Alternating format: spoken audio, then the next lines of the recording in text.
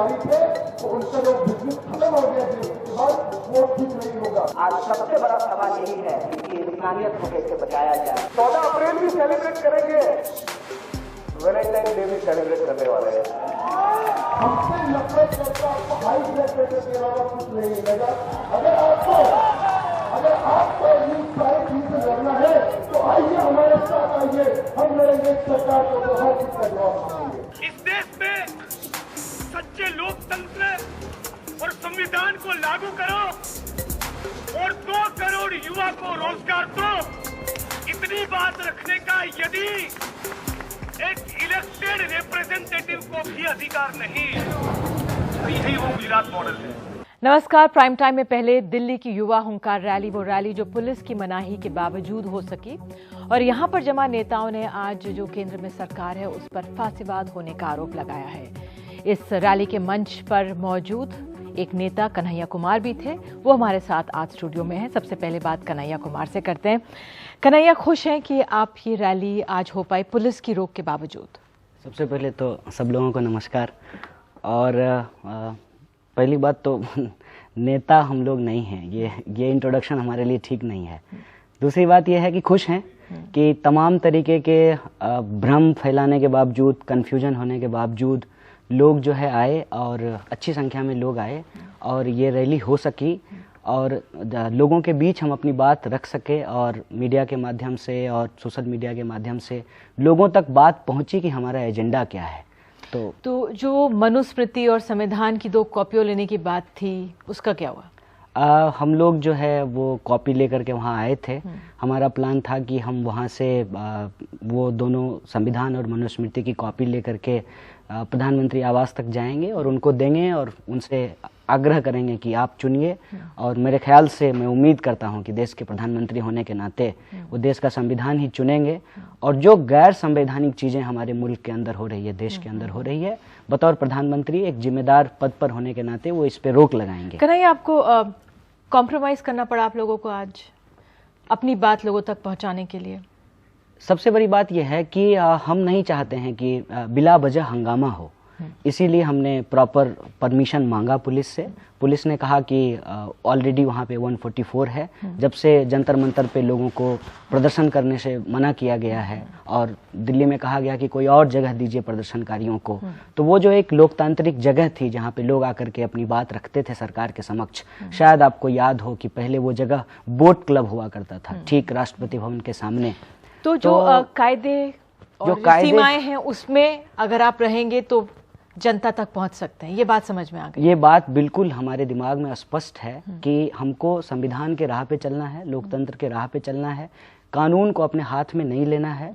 हमने पुलिस को परमिशन दिया, पुलिस ने जो है कानून के अंतर्गत जो है उन्होंने परमिशन को कैंसिल किया, लेकिन पुलिस ने ये भी बोली कि अगर आप कोई हंगामा नहीं करेंगे, कोई तोड़ फोड़ नहीं होगी, तो पुलिस की तरफ से जो है आपके कार्यक्रम को बाधित भी नहीं किया जाएगा। तो एक ये यकीन भी तो है कि अगर हम अपने कायदों में चलें तो तमाम मनाही के बावजूद भी हम अपनी बात पहुंचा सकते हैं। बिल्कुल, हम लोग इस बात को मानते हैं, विश्वास करते हैं और जनता से अपील भी करते हैं कि अगर लोकतंत्र को बचाना है तो हमको लोकतंत्र के दायरे में रहना है, लोकतंत्र को तोड़ना नहीं है। बिल्कुल। तो आपकी जो आज बड़ी कोशिश थी, देश भर से तमाम आवाज़ें आप लोगों ने इकट्ठा की, कौन कौन लोग आए, ज़रा समझाइए लोगों को। जैसे अखिल गोगोई आए उत्तर पूर्व से, रोहित वेमुला की तरफ से कहा जा रहा था उनकी माँ आएंगी, लेकिन वहाँ से भी आवाज़ें आई, केरल से कुछ लोग आए। आपको क्या आभास हुआ? आप जिस तरह से आवाज़ सामने रखना चाहते हैं दबे लोगों की, तो देश भर से किन किन लोगों का हिस्सा रहा, क्या आपको आभास हुआ? देखिए, सबसे जो महत्वपूर्ण चीज़ है, मैं इस रैली को इस रूप में देखता हूँ कि एक स्वाभाविक एकता बनी है। अलग अलग हिस्से के लोग, अलग अलग समुदाय के लोग, अलग अलग तरह के सवाल पे लड़ने वाले लोग, संघर्ष करने वाले लोग, वो एक स्वाभाविक गति से एक स्वाभाविक एकता बनाए हैं। ये सबसे अच्छी बात है। और जहाँ तक इसमें शामिल होने वाले लोगों की हम बात करें तो लगभग देश के सभी हिस्से से लोग इसमें शामिल हुए हैं, और बड़ी संख्या में, बड़ी मोबिलाइजेशन का उस तरीके से प्लानिंग भी नहीं थी। हमारा था कि अलग अलग हिस्से में जो दबी हुई आवाज़ें हैं, जिस पे दिल्ली में चर्चा नहीं होती है, मैं बहुत शुक्रगुजार हूँ आपका कि आप हमारी रैली को लेकर के, हमारे मुद्दों को लेकर के इतना सकारात्मक तरीके से बात कर रहे हैं। मैं बहुत शुक्रगुजार हूं, क्योंकि आजकल शोरगुल है, अननेसेसरी जो है लोगों के ऊपर पेंट चिपकाए जाते हैं। बात क्या है, बहस क्या है, ये नहीं लेकिन होती जब है। बहुत सारे मुद्दे होते हैं तो बातें हो जाती हैं। अब हमने हाल में देखा था जब आम आदमी पार्टी का एक आंदोलन खड़ा हुआ था, उन्होंने अपने आप को एक भ्रष्टाचार के खिलाफ खड़े करके सामने रखा था। आप लोग जो तमाम मुद्दे लेकर आए हैं, किस तरह से आप जनता के सामने एक छवि पेश करना चाहेंगे? सबसे पहली बात तो ये है, आज हम लोग लगभग सभी लोगों ने अपने भाषणों में और अपनी तकरीर में कहा कि हम लोकतंत्र को बचाना चाहते हैं। हम किसी भी धर्म, किसी भी समुदाय, किसी भी भाषा, क्षेत्र या लोग के खिलाफ नहीं है। हमारी विचारधारा स्पष्ट है, जो कि किसी के नफरत के आधार पे नहीं है। हमारा काम सिर्फ ये नहीं है कि हम मोदी जी का, भाजपा का या संघ का विरोध करें। राजनीतिक दल तो यही बातें करते हैं। तमाम बताइए कौन सी पार्टी है जो नहीं कहेगी कि हम लोकतंत्र को नहीं बचाना चाहते? एक बात मैं आपको कहता हूँ, मैं एक विद्यार्थी हूँ। अगर मुझे सड़क पे निकलना पड़ता है, ये अपने आप में जो इस देश की लोकतांत्रिक व्यवस्था है उसके ऊपर सवाल खड़ा है। हमको कोई शौक नहीं है, हम यहाँ आए हैं पीएचडी करने के लिए। अपना पीएचडी करके हम भी नौकरी करना चाहते हैं। स्थिति ये है कि इस देश में असंतोष है, और ये सिर्फ मुझे लेकर के नहीं है। आप इस देश के नौजवानों की हालत देखिए, चाहे वो किसी भी समुदाय से आते हों। आप मिडिल क्लास की हालत देख लीजिए। बैंक में पहले उनका पैसा जमा करा लिया, उसके बाद जो है आज एसबीआई का जितना टोटल जो है पूंजी नहीं है, उससे ज़्यादा पैसा वो फाइन के रूप में वसूल चुकी है। जीएसटी की मार जो है मिडिल क्लास पे पड़ी है। लोग इंजीनियरिंग कराते हैं अपने बच्चों को, एमबीए कराते हैं, उसके बाद उनके पास जॉब नहीं है। 5 लाख से ज़्यादा इंजीनियर बनते हैं, प्रतिवर्ष जो है 1.5 लाख रोजगार पैदा नहीं होता है। ये जो असंतोष है युवाओं के बीच में, ये मैंने आपको मिडिल क्लास के जो यूथ हैं उसके बारे में बताया, अर्बन क्लास का जो यूथ है उसके बारे में बताया। आप जब ग्रामीण इलाकों में जाएंगे, किसान तो पहले से ही मर रहा है, मजदूर भारी संख्या में पलायन कर रहे हैं, लगातार उनके श्रम का जो है वो शोषण किया जा रहा है। महिलाएं, इतना 21वीं सदी की बात है, हम लोग मंगल पे जाने की तैयारी कर रहे हैं, महिलाओं को घर से निकलने नहीं दिया जा रहा है। ये जो असंतोष है युवाओं के बीच में, ये असंतोष ही उनको मजबूर करता है कि कब तक मार खाते रहेंगे। बीएचयू की लड़कियों ने तय किया कि कब तक मार खाते रहें, और अंततः वो रोड पे निकलते हैं। हम लोग कोई प्रोफेशनल पॉलिटिशियन नहीं है, और हमारे पिताजी भी पॉलिटिशियन नहीं। जो जिग्नेश मेवानी है, जिनकी हुंकार रैली थी, वो तो चुनकर विधायक बन के आए। क्या करें? अच्छी बात है अगर वो विधायक। आप रास्ता क्या है? देखिए, आज हम ये बात भी हाईलाइट कर रहे थे। बार बार भाजपा कहती है कि देश के जो है राष्ट्रपति हैं, वो राष्ट्रपति हैं, एक जो है बहुत ही सम्मानित पद है। वो कहते हैं कि हमने जो है दलित को राष्ट्रपति बनाया है। कौन बोल रहा है? ऊना के वक्त कौन बोला? अगर कोई बोलेगा नहीं, कोई तो अपने समुदाय का आवाज को उठाएगा। आपको लगता है यहाँ पे चूक हो गई? देखिए, मेरे ख्याल से मैं समझता हूं कि लोकतंत्र को यदि मजबूत करना है तो लोकतंत्र के जितने भी कारक हैं, यदि वो सभी कारक ठीक तरीके से काम नहीं करेंगे तो असंतोष बढ़ता है, और उस असंतोष में माहौल अराजक नहीं हो। इसीलिए बतौर जिम्मेदार नागरिक ये हमारी जिम्मेदारी है कि हम उस असंतोष को एक राजनीतिक आंदोलन, एक सामाजिक आंदोलन में परिवर्तित करें, ना कि जो है वो एक अराजक स्थिति समाज में बन जाए। मोटे तौर पर ये सिर्फ एक दलित आंदोलन माना जाए कि जो तमाम दलित आए जा रहे हैं, जो ये तमाम खबरें आ रही हैं, सिर्फ दलित ही इसमें शामिल होंगे? नहीं, ये या सिर्फ मुस्लिम ही इसमें शामिल होंगे? नहीं, थोड़ा समझाइए आप। ये बिल्कुल गलत बात है, क्योंकि अब देखिए, हमारे साथ आसाम से अखिल गोगोई शामिल हुए हैं, जो कि वो पूरा नॉर्थ ईस्ट के अंदर जो आदिवासियों का सवाल है उसको उठाते हैं, और किसानों के सवाल को उठाते हैं, जो विस्थापन का सवाल है उसको उठाते हैं। इसके अलावा जय आदिवासी संगठन शामिल हुआ, जो कि आदिवासियों के सवाल को लेकर के लड़ता है। अलग अलग अल्पसंख्यक संगठन उसमें शामिल हुए, दलित संगठन उसमें शामिल हुए, जो वामपंथी रुझान रखने वाले विद्यार्थी संगठन है वो उसमें शामिल हुए, और वो तमाम नौजवान जो किसी भी संगठन से नहीं जुड़े हुए वो शामिल हुए हैं। आज भीम आर्मी के प्रतिनिधि ने एक बड़ी अच्छी बात कही। उन्होंने कहा कि आप हमारी जाति पूछते हैं, आपको मालूम होना चाहिए कि हमारी जाति क्या है। वो जो ब्राह्मण जिसको अपने अधिकार नहीं मिले हैं और जिसको दबाया जा रहा है, हम उसके लिए संघर्ष करते हैं। वो जो क्षत्रिय जिसके अधिकार को दबाया गया, हम उसके लिए संघर्ष करते हैं। कुल मिलाकर के उन्होंने कहा कि हमारी जाति शोषितों की जाति है। यह जो आंदोलन है, दरअसल इस आंदोलन में हम बार बार हाईलाइट कर रहे हैं कि आप जो है धर्म के नाम पे, मंदिर मस्जिद के नाम पे, जाति के नाम पे ये तोड़ फोड़, लड़ाई झगड़ा, हिंसा ये मत कराइए, ये नफरत की राजनीति बंद कीजिए। हम साफ साफ कह रहे हैं कि हमारे सामने रोजगार का सवाल है, हमारे सामने शिक्षा का सवाल है, हमारे सामने किसानों का सवाल है, और जो शोषित तबका है, चाहे वो महिला ही क्यों ना हो, चाहे वो दलित ही क्यों ना, चाहे वो अल्पसंख्यक क्यों ना हो, चाहे वो मजदूर जिसकी जाति कुछ भी कन्हैया, हो, उसको इतना मजदूरी बड़ा क्यों ना दायरा हो। है, क्या कोई विजन है? क्योंकि हमेशा जिस तरह से कांग्रेस में राहुल गांधी एक्टिव हुए तो उनको कहा गया, जो सवाल पूछे जाते हैं क्या कोई विजन है कि नहीं, कैसे उनको लागू करेंगे, क्रियान्वित करेंगे, एक विजन की बात होती है। आप लोगों का क्या कोई विजन है कि तो इतने सारे मसले हैं तमाम लोगों से जुड़े हुए, तो आप किस तरह से अपने आप को पेश करेंगे? दो तरीके से मैं इस बात को कहना चाहता हूँ। जी। पहली बात ये कि कहीं ना कहीं देश के अंदर जो विपक्ष की कमी महसूस हो रही है, वो विपक्ष जो है वो एसी कमरों में नहीं बनेगा, वो विपक्ष आंदोलन के बीच से तैयार होगा और स्वाभाविक तरीके से वो एकता बनेगी। तो आप एक विपक्ष की भूमिका में अपने आप को लाके खड़ा कर रहे हैं। 2 जोड़ 2 बराबर 4 करने के हम पक्ष में नहीं है। इससे लोकतंत्र, इससे संविधान और इससे जो है हमारा देश प्रगति नहीं करेगा। वो एक विपक्ष का मतलब होता है कि सड़कों पे निकल करके, संसद में बैठ करके सरकार की जो जन विरोधी नीतियां हैं उसके सामने एक वैकल्पिक रास्ता जो है देश को सुझाना। तो वो एक स्वाभाविक जिग्नेश मेवानी ने भी एक जगह यही बोला था, जो उनके भीमा कोरेगांव स्पीच में बात थी, कि जो एक जाति को दूसरी जाति सदियों से दबाती आई है, उसको अगर उसको हटाना है तो वो चुनावी राजनीति से नहीं होगा, वो सड़कों की राजनीति से होगा, सड़कों पर उतरने से होगा।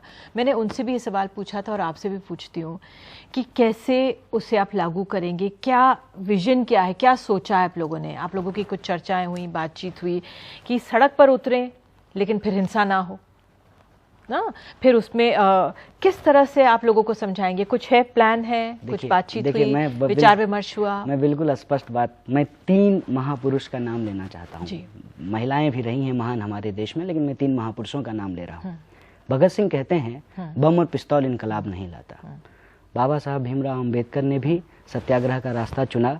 उसके बाद जो है गांधी जी भी सड़क पे उतरे और उनके सड़क पे उतरने में भी हिंसा नहीं हुई। हिंसा जो है वो शासक के द्वारा होती थी, आंदोलनकारियों के द्वारा नहीं होती थी। ये हमारे दिमाग में बिल्कुल स्पष्ट है कि हम लोकतांत्रिक तरीके से जो जनता के सवाल हैं उसको उठाना चाहते हैं। आप ये कह रहे हैं कि आपका विजन क्या है? विजन में हम क्या कह रहे हैं?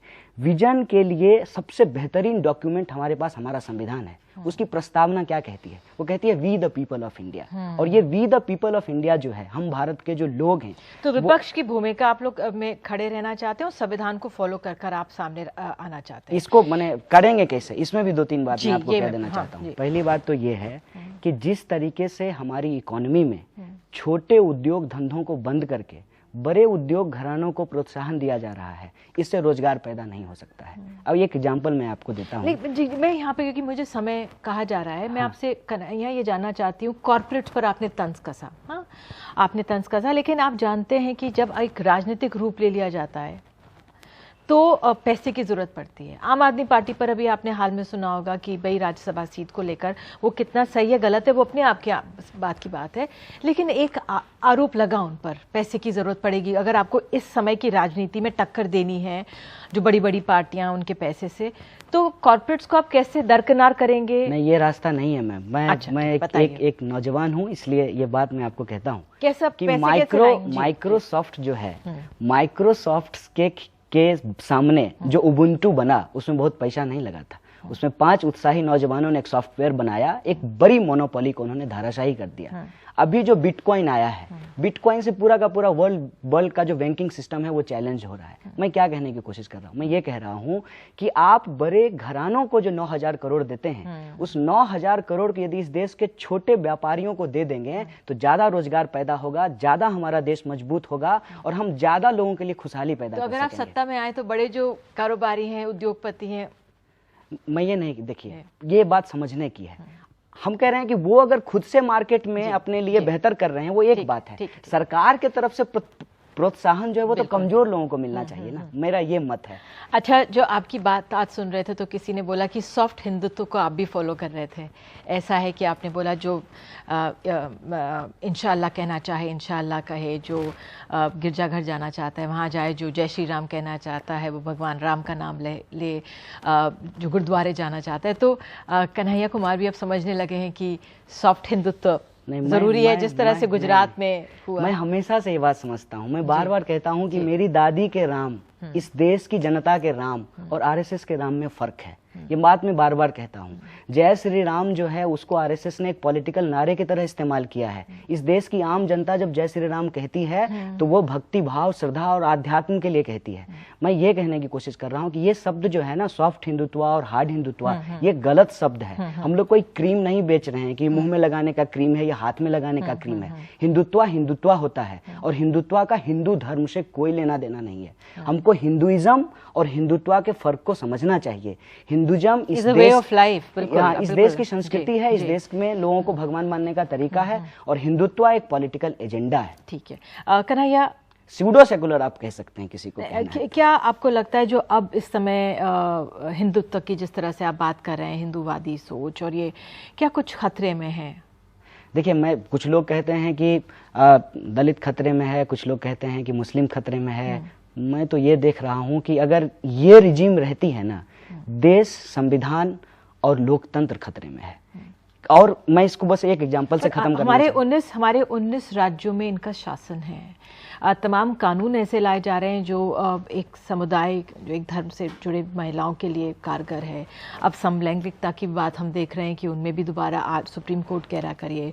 अब जिस तरह से जो एक अर्बन लोग थे, जनगण मन पे उनको बहुत एतराज़ था कि भाई सिनेमा घरों में नहीं होना चाहिए, कहीं पे भी हो, लेकिन क्योंकि हमारे आदर भाव से हम कहते हैं हम मनोरंजन के लिए जा रहे हैं तो क्यों थोपा जाए, उस पर भी बदलाव हो रहा है। तो क्या सरकार अब दबाव में है या वो अपनी वो विचारधारा इस तरह से सामने रख रही है? देखिए, सरकार जो है ना, ये सरकार बहुत इस मामले में चालाक है और बहुत भाग्यशाली भी है। वो ऐसे दौर में शासन में आई है जब उसके सामने विपक्ष का एक मजबूत विकल्प नहीं है। और मैं समझता हूं कि आज बीजेपी यदि सत्ता में है तो उसके लिए कई तरह के आंदोलन जो हैं इस देश के अंदर एक राजनीतिक जमीन तैयार किए हैं। स्पष्ट तरीके से मैं बस एक आखिरी बात बोलूंगा कि इस देश में जो राजनीतिक हालात हैं उसमें जिस पे शोरगुल हो रहा है वो इस देश का असली सवाल नहीं है। असली सवाल आज भी महंगाई का सवाल है, बेरोजगारी का सवाल है, जाति, लिंग, भाषा के आधार पे जो ऊंच नीच है उसको खत्म करने का आखिरी सवाल, क्या आप सब लोग एक पॉलिटिकल पार्टी बनाने जा रहे हैं? बिल्कुल। किस तरह से आप लोग अपने आप को देश के सामने रखेंगे कि बिखरे ही रहेंगे? नहीं, पहली बात तो यह है कि क्योंकि हमने एक आंदोलन को पार्टी बनते हुए देखा है। नहीं, हम पहली बात देखिए, हेगेल एक बात कहता है कि एक ही नदी में आप 2 बार नहीं नहा सकते हैं, काठ की हांडी बार बार नहीं चढ़ती है। और हमारे पास भी कोई रिपीटेटिव फार्मूला नहीं है। हमने आपको शुरू में ही कहा कि ये स्वाभाविक एकता बनी है। और अभी हम यही चाह रहे हैं कि देश के किसी भी कोने में किसी के साथ कोई भी अन्याय हो तो हम उसके साथ अपनी आवाज बुलंद कर पाएं। बहुत बहुत धन्यवाद कन्हैया कुमार आने के लिए। तो स्वाभाविक एकता सामने रखना चाहते हैं कन्हैया कुमार का आज ये कहना था। बहरहाल फिलहाल इस बातचीत में इतना ही। छोटे से ब्रेक के बाद हम लोग फिर हाजिर होंगे।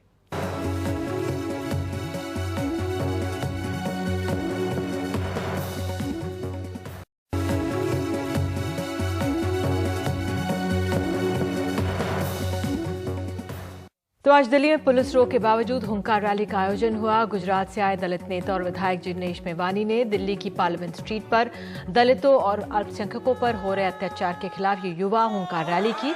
उनके साथ अखिल गोगोई, कन्हैया कुमार, प्रशांत भूषण भी शामिल हुए। मेवानी ने अपनी रैली में दलितों के खिलाफ हो रहे अत्याचार पर चुप्पी को लेकर प्रधानमंत्री मोदी पर जमकर निशाना साधा। रैली में यूपी की भीम आर्मी के समर्थक भी पहुंचे जो अपने हाथों में अपने नेता चंद्रशेखर के पोस्टर्स लिए हुए थे। हमारे साथ खास मेहमान आज स्टूडियो में मौजूद हैं संदीप महापात्रा, आरएसएस के जानकार, और प्रोफेसर रतनलाल दिल्ली यूनिवर्सिटी से हमारे साथ मौजूद हैं। संदीप, मैं आपसे, कितनी बड़ी चुनौती है आज ये जो रैली हुई है? जिस तरह से आपने कन्हैया को भी सुना ब्रेक से पहले जो बातचीत कर रहे थे कि एक विपक्ष के रूप में ये सामने आकर खड़े हो गए हैं। देखिए, जो मैं अभी इंटरव्यू देख रहा था और कन्हैया कुमार जिस यूनिवर्सिटी के प्रेसिडेंट बने और जो ख्याति उन्होंने लाभ की, उस यूनिवर्सिटी में मैंने कम्युनिस्टों को उन्हीं के धरती पे हरा के प्रेसिडेंट बना था। और एक स्टूडेंट होने के समय बहुत सारे महत्वाकांक्षा आकांक्षा रहती है।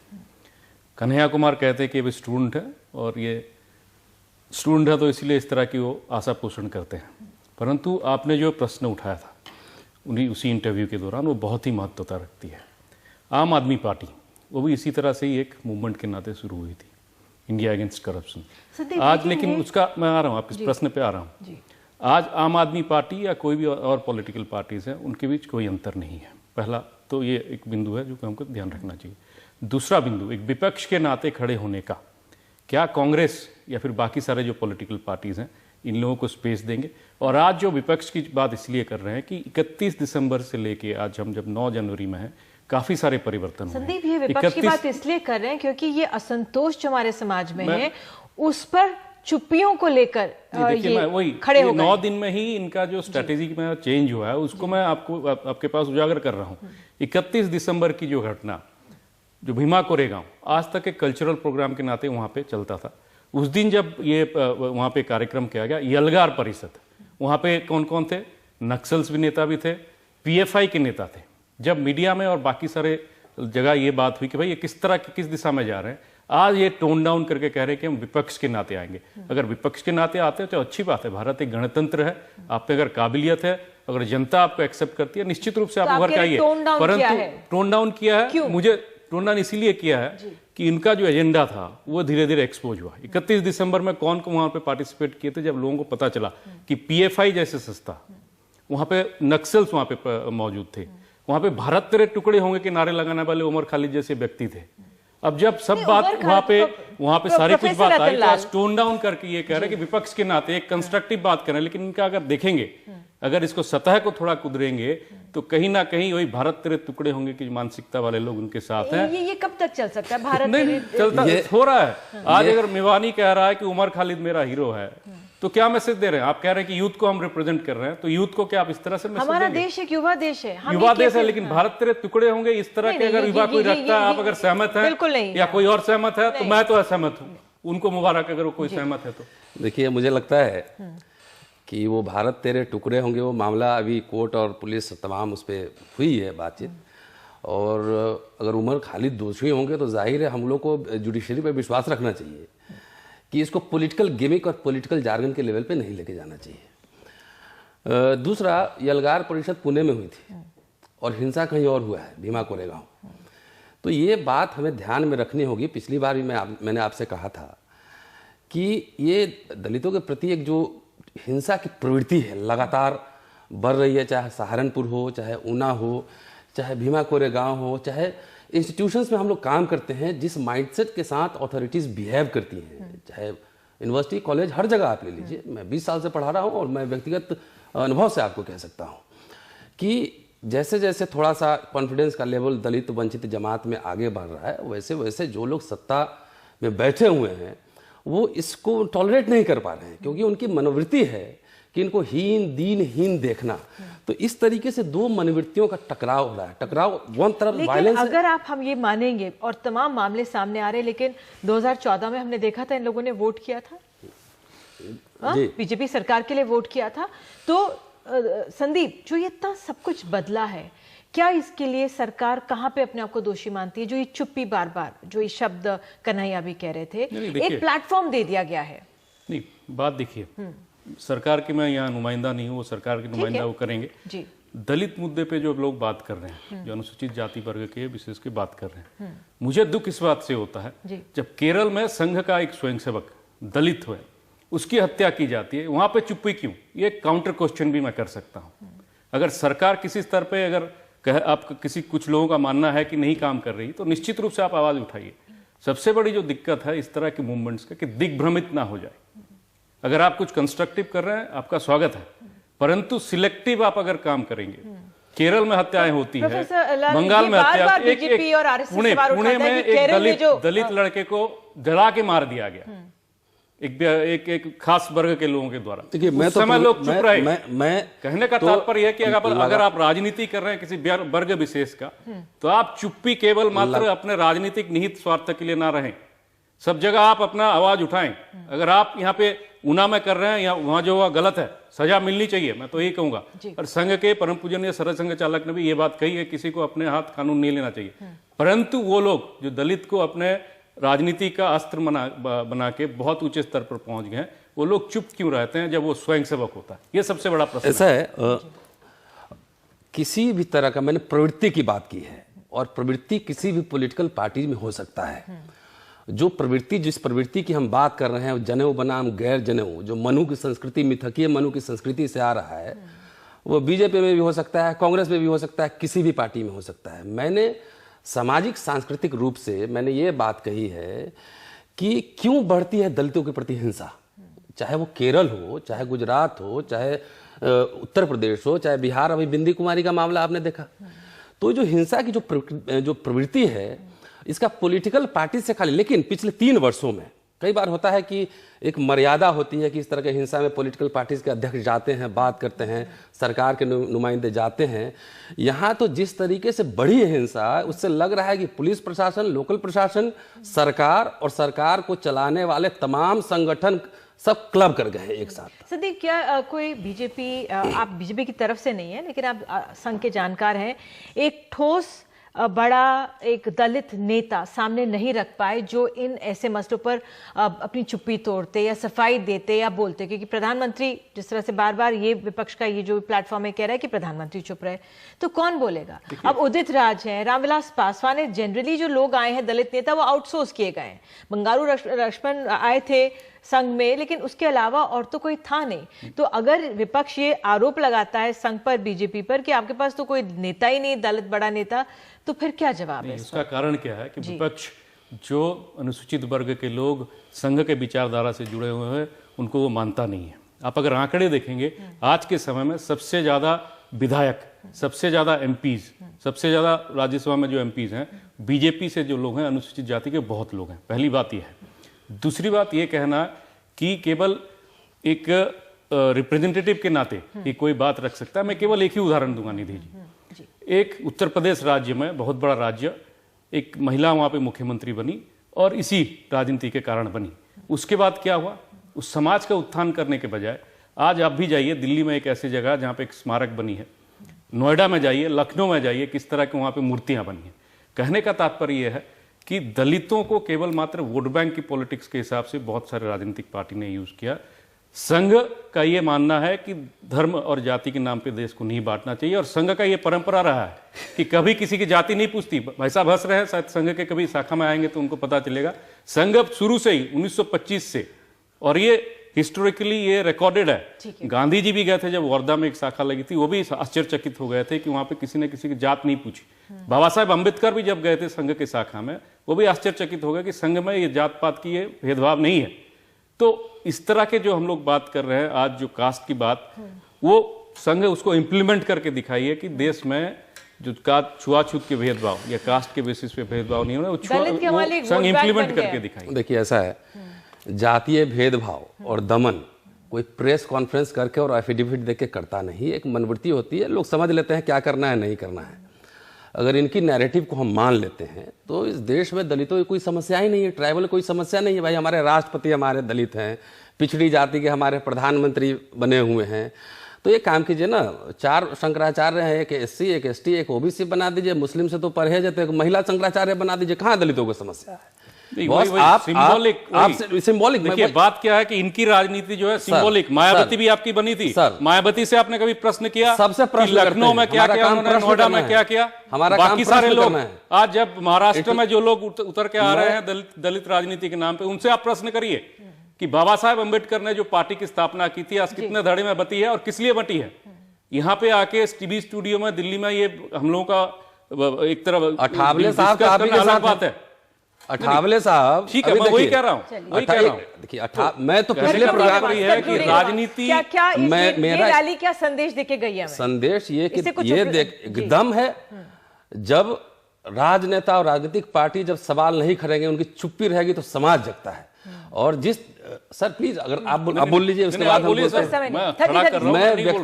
मैं व्यक्ति आपके पार्टी में 1000 एमपी और एमएलए हो, मैं उनकी बात नहीं कर रहा। किसी की इतनी अगर हिम्मत है, डर के मारे एक लाइन तो ऊना पे निकलती नहीं, सहारनपुर पे निकलता नहीं, किसी इशू आप ही इसी सरकार में इतने सारे फंड कट हुए हैं, प्राइवेटाइजेशन हो रहा है, आरक्षण खतरे में है, तमाम सब इश्यूज हो रहे हैं। कोई मिनिस्टर, कोई एमपी बोलता नहीं है। उनको व्यक्तिगत मुक्ति की चाहते, जमात की मुक्ति में इंटरेस्ट नहीं है। संतोष की एक बहुत बड़ी वजह है और शायद यही उसी का एक हमने देखा किसका उसका जो नतीजा था। आज एक हुंकार रैली दिल्ली में देखने को मिल रही है। बहरहाल क्या रंग लाएगी आने वाला समय बताएगा। एक छोटा सा ब्रेक हम प्राइम टाइम पर ले रहे हैं, लौटेंगे एक खास कहानी के विशेष रिपोर्ट के साथ। आधार पर आप लोग भी लौटेगा।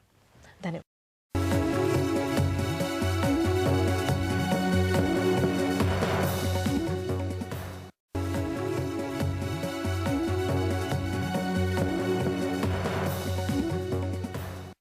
31 मार्च की डेडलाइन नज़दीक आते आते कई जगहों पर आधार कार्ड बनाने के लिए लोगों का जमावड़ा लगना शुरू हो चुका है। लेकिन आखिर ऐसी क्या बात है कि लोग दिल्ली की कड़ाके की ठंड में सुबह सुबह लाइन में लगने को मजबूर हो जाते हैं। पेश है हमारे सहयोगी रवीश रंजन की ग्राउंड रिपोर्ट। मेरा ना आधार कार्ड खो गया है और मेरे को आधार कार्ड का नंबर और मोबाइल नंबर याद नहीं है और मेरी फैमिली भी नहीं है, मेरे मॉम डैड भी नहीं है, तो मेरे को बहुत दिक्कत हो रही है पढ़ाई में। सुबह सुबह आधार कार्ड बनवाने की इस भीड़ को देखकर ऋतु रो पड़ी। दिल्ली में आईटीओ का ये आधार सुविधा केंद्र खुला भी नहीं है और भीड़ सुबह 3 बजे से ही लग गई है। सुबह 7 बजे अफरा तफरी का माहौल है। लोगों को पुकार कर उनका नंबर नोट किया जा रहा है। 21 नंबर पे भुल्लन भाई भुल्लन, अब 22 नंबर पे अर्पण सरकार। सुबह से लगी इस लाइन में दूसरे नंबर पर 6 साल की आंचल है। दाखिले के लिए आधार कार्ड चाहिए, लिहाजा अपने पिता के साथ 3:30 बजे उठकर इस कपकपाती ठंड में आई है। बुजुर्ग, माताएं, बहनें, बच्चे, जवान, सारे लोग यहाँ लाइन पे लगे हुए हैं। ये बच्चा भी यहाँ पे लाइन में लगा हुआ है। 4 बजे आया था सवेरे, कल नंबर नहीं आया तब भी। अच्छा, हाँ जी। तो आज आ जाएगा नंबर? आज तो बहुत पीछे आप लगे हुए हैं सर। 159 है अभी नंबर, मुझे नहीं लगता अभी नंबर आना मुश्किल है। ये आप देखिए कि लाइन के जो सबसे आखिरी में आदमी है उनसे पूछते, सर आप लाइन के सबसे लास्ट में हैं, कैसा आपको लग रहा है आपका नंबर? आज मेरे को हफ्ता हो गया यार रोज आते आते। हाँ, डेली टाइम अपना इंक्रीज कर रहा हूँ। पहले 9 बजे आया, अब 8 बजे आया, अब सोच रहा हूँ कल 6 बजे आऊँ। नूरजहां अपने पति के साथ आजादपुर से आई हैं। आधार कार्ड के फिंगरप्रिंट को राशन की दुकान की मशीन नहीं पढ़ पा रही है, लिहाजा 2 महीने से इस गरीब परिवार को मिलने वाला राशन नहीं मिल रहा है। निशान लिए उसमें उनकी मशीन खराब हो या अच्छी हो, उसमें आए नहीं निशान, उन्होंने राशन ही नहीं दिया। बोले वहाँ जाओ वहाँ जाओ, वहाँ गए तो वहाँ से बंद होगा। अब यहाँ पता चला तो कल आए, कल चले गए यहाँ से। आवाज फिर आज 5 बजे आ गए यहाँ। 57 नंबर पे कमरू निशा। मेरे ये ना एफिडेविट बना के लाई हूँ मैं अपना। एफिडेविट नहीं चलता ना, क्या चलेगा? आपके नाम से बैंक पासबुक हो कुछ भी है ना, उसका एड्रेस सही है ना? एड्रेस सही होगा जब होगा, मुझे कोई दिक्कत नहीं है टोकन देने में। नाम लिखने वाला शख्स अब जोर जोर से नाम पुकार कर लोगों को टोकन दे रहा है।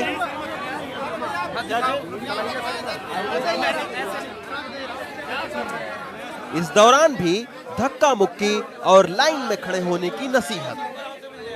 लाइन में खड़ा हो, आप कोई जरूरत नहीं, नाम मैं नहीं जानता हूँ। आप नाम कैसा दे दो?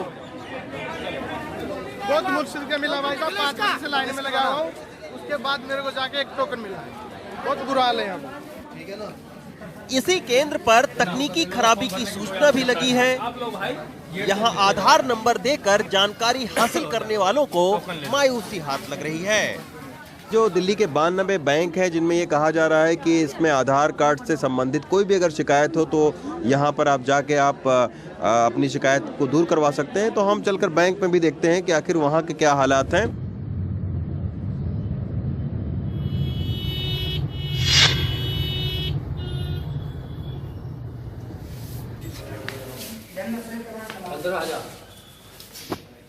हम ओखला के एसबीआई बैंक पहुंचे, लेकिन यहाँ बताया गया कि आधार कार्ड बनाने वाले का कॉन्ट्रैक्ट खत्म हो चुका है। नहीं आता, यहाँ से हटा दिया गया। तो सर आपके तो बैंक का नाम दिया गया है उसमें वेबसाइट में, पर वो आ नहीं रहा। हम बोला ना मैंने 10 दिन से कॉन्ट्रैक्ट कैंसिल कर दिया गया। यहाँ भी दफ्तर के बाहर ही आधार कार्ड मशीन के खराबी की सूचना का इश्तहार चिपका दिया गया है। अब्दुल सलाम दुबई में काम करते हैं। 11 तारीख की फ्लाइट से उन्हें वापस जाना है, लेकिन आधार कार्ड बनाने के लिए बीते 2 दिनों से चक्कर काट रहे हैं। आया हूँ, यहाँ बोल रहे हैं कि मशीन काम नहीं कर रहा है। I have to go other places. Private वाले थे वो सारे क्लोज्ड हैं। महरौली में ही asking me to go to Mehrauli and there is no clue कि वहाँ जाने के बाद भी ऑल द वे आपको वो वहाँ पे ऑपरेशनल है कि नहीं है। यहीं पर हमें गुरविंदर मिले जो अपनी बेटी के लिए आधार बनाने आए हैं, लेकिन पता चला कि 28 जनवरी तक टोकन बांटे जा चुके हैं।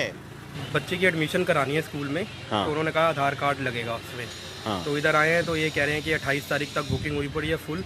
हाँ। इसमें मतलब अब यहाँ पे कुछ भी नहीं हो सकता। तो और 15 तारीख लास्ट फॉर्म देने की वहाँ पे डेट है स्कूल अच्छा। में। तो 28 तारीख तक मतलब साल ख़राब करने वाली बात है बच्चे का।